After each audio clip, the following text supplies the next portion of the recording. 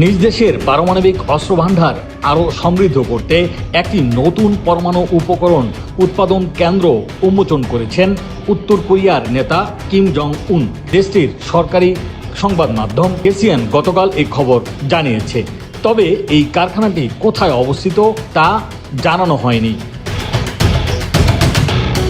KCN প্রকাশিত ছবিতে দেখা গেছে কিম একটি ইউরেনিয়াম সমৃদ্ধকরণ কেন্দ্র পরিদর্শন করছেন। বিশ্লেষকদের ধারণা এটি উত্তর কোরিয়ার ইয়ংবিয়ং পারমাণবিক কমপ্লেক্সের ভেতরে থাকা কোনো নতুন কারখানা হতে পারে।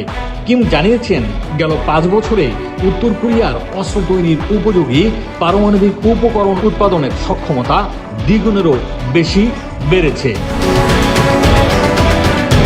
একই সঙ্গে তিনি পারমাণবিক শক্তির গুণগত ও পরিমাণগত উন্নয়নের গতি আরও বাড়াতে বেশ কিছু অ্যাকশন গাইডলাইন দিয়েছেন। উত্তর কোরিয়ার এই ঘোষণা এমন এক সময় আসলো যখন মধ্যপ্রাচ্যে ডোনাল্ড ট্রাম্প প্রশাসন তেহরানের সঙ্গে শান্তি আলোচনা টিকিয়ে রাখতে হিমশিম খাচ্ছেন।